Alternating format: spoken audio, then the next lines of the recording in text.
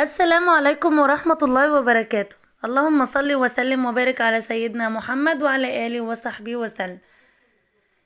شايفين صينية البطاطس التحفة قوي دي صينية بطاطس بالكفتة. صينية بطاطس بالكفتة في الفرن، أجمل وأسرع وأخف وأطعم صينية بطاطس ممكن تاكليها. وممكن تكون دي أول مرة تعملي فيها كفتة بالطعامة وبالروعة اللي انتوا هتشوفوها النهاردة دي. طعم تحفة. الكفتة لها طعم متميز جدا جدا وخطير وحلو قوي قوي قوي في صينية البطاطس دي. والبطاطس تحفة جدا، والصوص اللي نازل منها جميل قوي قوي قوي. هنشوف يلا نعمل ايه مع بعض. واول خطوة هنعملها نجيب الكبة بتاعنا ونقطع فيها كده بصل. طبعا البصل بتاع السنة دي جاي صغير قوي، مش عارفة ليه. يعني كل البصل صغير، فانا حطيت كده تقريبا 4 بصلات صغيرين و5 فصوص توم، وهضربهم كويس قوي في الكبة كده مع بعض. وبعد بقى ما البصل يتفرم كده كويس مع التوم، هنزل بقى باللحمة المفرومة بتاعتي. اللحمة اصلا مفرومة، هديلها بقى كمان فرمة كده مع البصل والثوم. الفرمة دي او يعني الفرمة اللي هتفرميها للحمة مع البصل تاني دي بتدي طعم جميل قوي قوي للكفتة، وبتخليها كده كمان متماسكة وما تفكش منك. حطيت معاها شوية بقدونس كده صغيرين، وهفرمها بقى كده تاني مع البصل. هلم بقى البصل بتاعي كده على اللحمة، وهديلها كمان فرمة سريعة كده.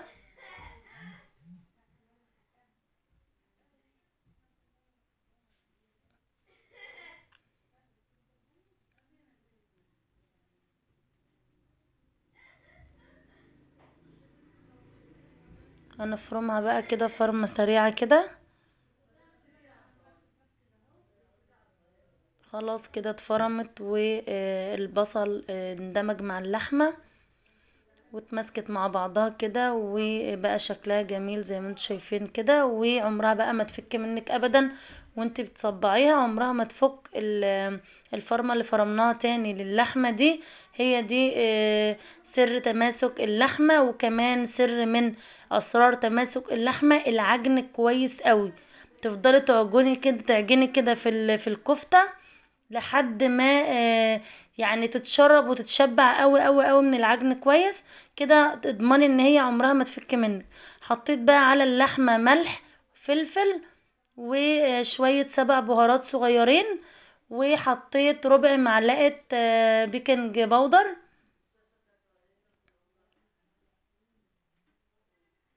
وهصبع بقى الكفتة بتاعتي بالشكل ده. بعد ما عجنتها كويس هصبعها بقى كده دواير كده زي ما انتوا شايفين. وبعدين بقى عندي طاسة سخنة على النار، احط فيها شوية زيت صغيرين قوي، وهنزل بالكفتة بتاعتي يا دوب تاخد صدمة كده ولون خفيف قوي كده، بتدي شكل وطعم حلو قوي قوي في صينية البطاطس. هرص بقى اللحمة بتاعتي كده كلها.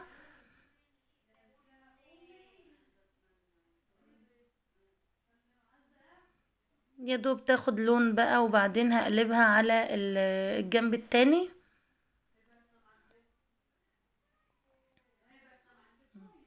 زي ما انتوا شايفين كده ما شاء الله جميلة قوي قوي، ريحتها تحفة.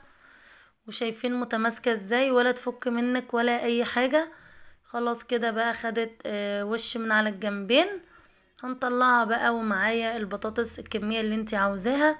هقطعها حلقات زي ما انتوا شايفاه كده، السمك اللي انتوا شايفينه ده، ولا تكون سميكة قوي ولا رفيعة قوي. هتقطعي بقى البطاطس بالشكل ده حلقات. هنقطع الكمية كلها زي ما انتوا شايفين كده.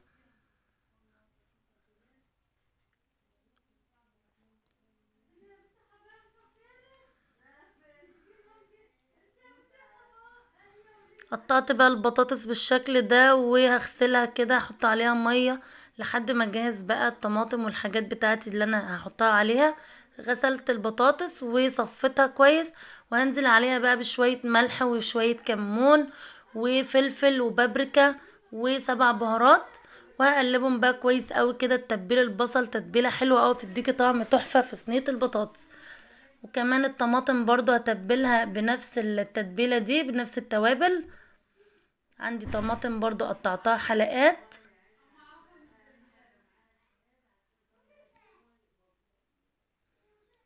هتبل بقى الطماطم برضو بشوية ملح وفلفل وكمون وبابريكا وسبع بهارات، وهقلبها كويس كده. وعندي برضو بصل حلقات هتبله بنفس التوابل دي، وهنعصجه بقى كويس قوي كده مع بعضهم. وبعدين هجيب الصينية بتاعتي بقى. دي صلصة جاهزة بصراحة. لو انتي عندك صلصة طماطم هتمشي معاكي تبقى جميلة قوي. دي صلصة معلبة، وانا يعني خففتها شوية بشوية شوربة كده، وحطيت لها برضو من نفس التوابل اللي احنا حطيناها على البصل وعلى الطماطم والبصل والبطاطس اللي انتوا شايفينها دي. خلاص كده بقى جبت الصينية بتاعتي اللي هنرصها فيها، وحطيت في الارضية كده من البصل اللي احنا متبلينه ده. وهنرص بقى واحدة بطاطس، وبعدين واحدة كفتة، وبعدين واحدة بطاطس، وبعدين طماطم، وهكذا بقى بطاطس كفتة بطاطس طماطم، وهكذا لحد ما تخلص الصينية كلها زي ما انتوا شايفين كده. وبعدين بقى هنشربها دمت شوية صوص كده نازلين من الطماطم، شوية عصارة كده نازلين من الطماطم حطيتهم على وش البطاطس. وهنزل بقى بالصلصة بتاعتي اللي انا عملتها، خففتها بشوية مية، وحطيت لها برضو من نفس التوابل اللي حطيناها على البطاطس، ملح وفلفل وكمون وسبع بهارات وشوية بابريكا صغيرين. وحليتها بشوية شوربة عشان تبقى خفيفة شوية كده، علشان البطاطس تغلي وتستوي. وهنزل بقى على وش البطاطس واشربها كويس قوي كده بالصلصة. وبعدين هدخلها بقى الفرن على درجة حرارة 180. احطها تحت على الرف اللي تحت علشان تغلي على طول بسرعة كده. وبعدين هرفعها بقى على الشبكة اللي فوق تاخد الوش وتتحمر كده، ويبقى ده شكلها النهائي.